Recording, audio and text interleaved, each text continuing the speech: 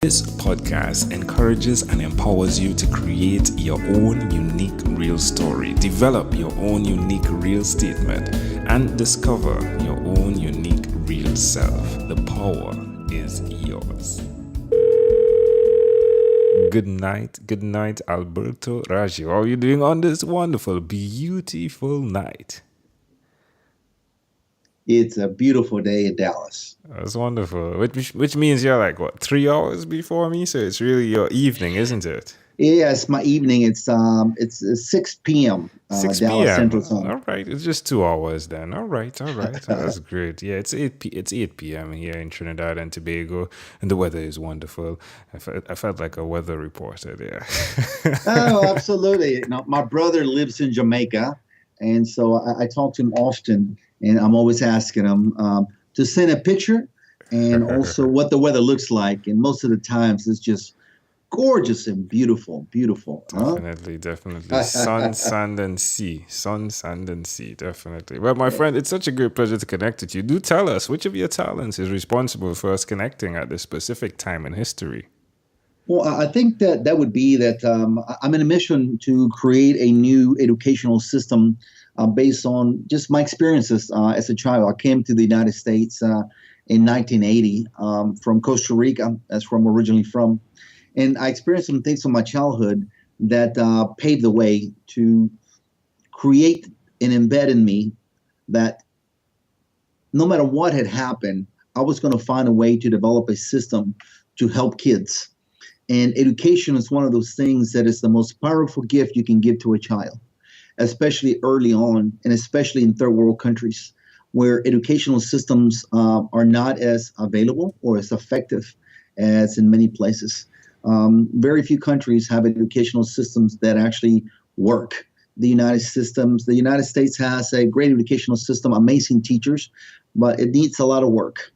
So anytime that you can bring education in any form or shape, I'm all for that. So in the process of creating this journey, I wrote a book that's called Draw Your Circle, and I'm translating the book to 725 languages. Wow. And yes, right now it's in about 20 languages. It's going to take me a little bit to complete the rest, but I'm working with university professors around the world. They're helping me translate the book into many languages as a group effort. And my goal is to break a world record for the second most translated book in history.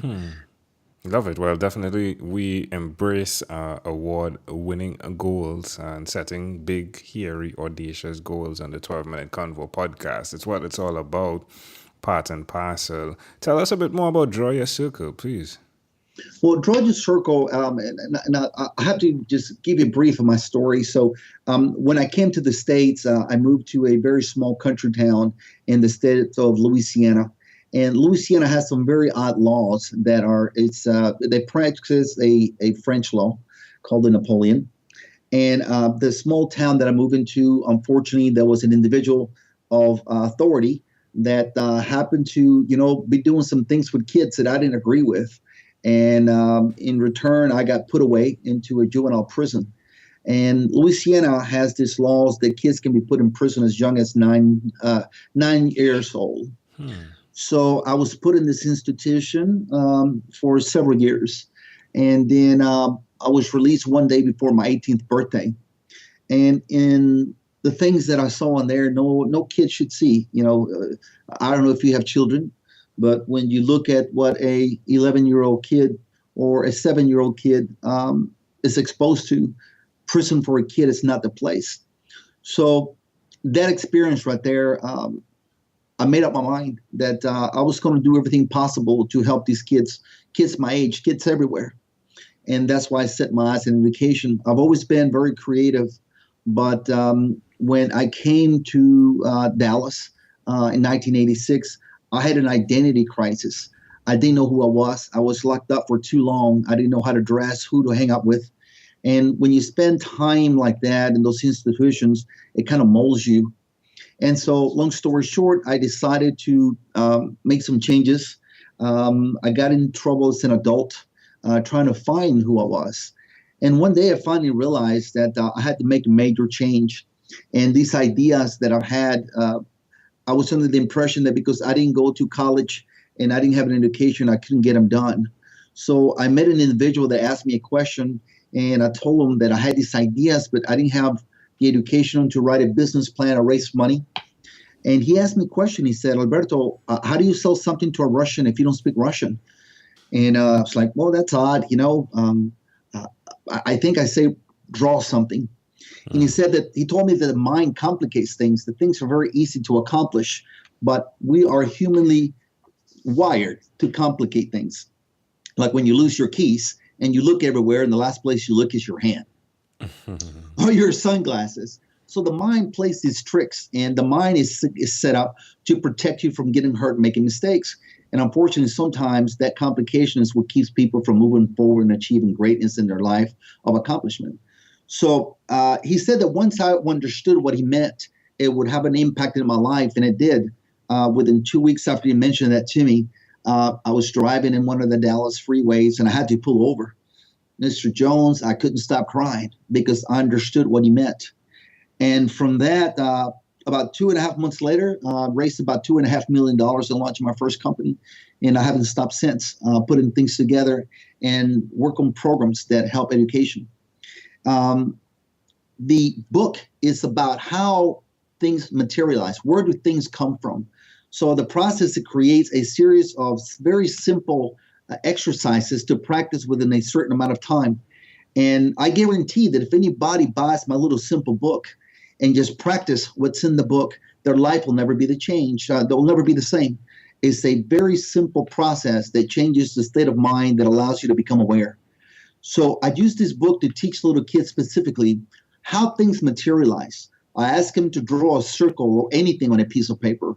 And I ask them, where was this circle, whatever you drew before you drew it? And as they look at it, most people say, I don't know. And well, it was in your mind. And before it was in your mind, where was it? And people don't know. And the thing that it was here, it was there, it was everywhere at the same time. When we have a need, we release a chemical in our brain that creates an image. And that's where we have this, well, an idea to do something. Faith means to take action. Faith means to take action. So when you have faith and you follow this exercise and you draw something and understand that there's no difference between what you drew and the pen that you're holding in your hand, because they both started as a drawing, they started as a thought, followed by action, faith, and it materialized. So then I have these kids look around and ask them, where did that lamp come from? Where did that phone come from? And that all goes back to, it was a thought, followed by action, and that's how it materialized. So that's what the book does. It provides a very simple step for you to understand and actually see for yourself how you can materialize things in your life. Love, happiness, money, just whatever you want. Once you understand the basic elements of how you materialize things, it opens the door in your mind to go and seek higher education, to be exposed to the other motivational speakers and individuals in the industry that provide quality knowledge to help you achieve a better self. And so that's what my little book is about. This is just a very simplified strategy to change your awareness. When you become aware, change begins to happen. So that's what Draw Your Circle is, my friend. All right. Well, tell us, where's the best place for us to connect with you, Alberto? Alberto, the best place to connect with me is on LinkedIn. To me, LinkedIn is one of those powerful platforms, especially when it gets to for business and exposure. You know, I'm in all the social media accounts, but the best way to connect with me is through LinkedIn. The process of rolling out the book, I wanted to have 30 translations before I actually launched these seminars and things on the book, but I had an invitation to participate in a presentation in Houston, Texas, with a program called Own Your Voice. And it's about empowering women to find their voice, to create greatness, and utilizing whatever it is that they're working on in their lives to give back, social responsibility. So that kind of speed up the process of actually launching my book. So my website is not 100% up yet, but it will be here probably in about 3 weeks. Okay. So to reach me, my book is available on Amazon, Barnes and Noble, and online. And you can follow me there. I have a series of schools which I'll be doing to give seminars to these kids this year. We'll be posting those on the website, and then some other corporate speeches that I'll be giving throughout the year. All right. But so let's switch gears for a moment, my friend. Let me now invite you into my time machine that is surrounded with beautiful, warm, blue Caribbean water. Alberto, what is your earliest childhood memory? My earliest childhood memory is in Costa Rica, in a volcano. It's called Poas, where I'm standing, what seemed to be the edge of the entrance of the volcano, and the beautiful full moon is coming out. To see such a grand thing in front, that's my earliest, most amazing memory of life. Is this moon and this volcano? I don't know how many feet above sea level the volcano in Costa Rica is, but to have experienced that moon coming out, it's my earliest, most exciting childhood memory. How did you get up there? Well, family took me out there. My family in Costa Rica just decided that we're going to take a trip to the volcano. It's a very visited place. And that's how I ended up over there. How old do you think you were? I must have been about 5 years old. Why do you think this memory is so clear? It was just something that was just so profound. It was just something so big, so beautiful. You could feel the energy of the moon. I was impacted by it. Maybe that's why it's always been a fixture in my mind. How do you see it connecting to who you are today? It tells me that even in darkness, the moon comes out. It's always there. You have to look for it, but it's always there, even in the depth of dark. And, to all the crazy things that have happened in my life, I always remember that no matter what I'm going through, those things will come to pass. The moon will shine the night. The light exists. It's always there. We have to look for it. Can I offer an interpretation to the thought picture you created in my mind with that memory? Absolutely, my friend. I love the concept of the circle, my friend. The moon definitely carries the circle, the shape of the circle, and what it represents. I would love to have found out more about what you mean when you say draw your circle. And I guess I'll have to get the book to find out more. But I find it pretty fascinating that a friend, an uncle, carried you up the mountain or the volcano for you to be able to see from that point, the view from the top, if you would, of your life, to see that there was more. Just like your friend that told you about the simplicities of life, right? That guide, and to see the impact of that. So I just find that's pretty intriguing to see how they both connect. Oh, absolutely. The draw your circle means to draw a circle and put all those things which you believe in the circle. That's what draw your circle means, to change the way you think. When you change your perception of things, understanding, you can surround yourself with a circle of the things that empower you. Like my friend Steve Gallegos, there's certain individuals in my life that have impacted my way of thinking. And for instance, he's one of them. So in my mind, there's this circle of things which are important to me: family, friends, business, ideas. And I protect those things inside of my circle. Yeah, it's wonderful. And again, the systems of life encounters those circles, right? The sun, the moon, in circle, and what that entails. And I mean, just to add as well, Steve Gallegos is an amazing guy. I got to meet him in Dallas as well. And it was because of another circle that created him to encounter with my circle and his wife as well. Yes, absolutely. So it's amazing. It's amazing, the power of the circle. So love that. All right, my friend. Absolutely. I always tell people, in life, it's not about who you know, it's who likes you. That's the truth.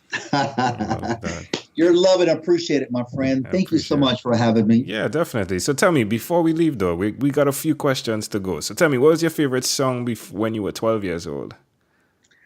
When I was 12 years old,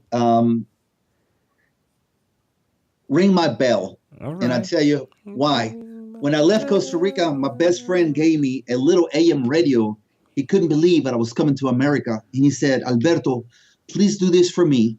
when you come and you land, turn this on. And one day tell me what song was playing. So Sweet. I had it in my hand, and the moment I landed in New Orleans, I was shaking, and I turned it on, and Ring My Bell was playing, my friend. That's amazing. Woo!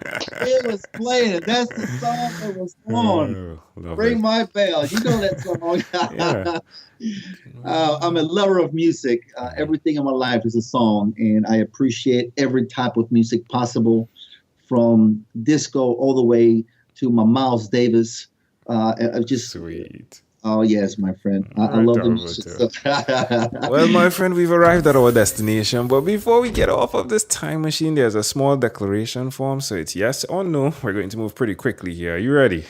Yes, Alberto, have you chosen someone to pass on your skills to? absolutely. Are you married? No, Do you have children? no. Do you believe in God? Amen. Do you have an inner circle of friends? Do Absolutely. you watch TV for more than 3 hours a day? No, How about 3 hours a week? no. What about screen time, the phone and or the computer? Is it more than 8 or less than 8 hours a day? Definitely more than 8. If you had to share with us your own unique real statement, a statement that represents who you are, Alberto Raggio, what would you say that is? A piece of real estate represents me is that actions speak louder than words. Faith is what makes things happen. Love it. Alberto, this was such a great pleasure. Before you leave, is there anything else you'd like to share with our amazing audience? Always seek to understand and become aware of everything in your life. That's the only time you can change your perspective in your life, when you understand what's going on. Always seek for knowledge. Question everything.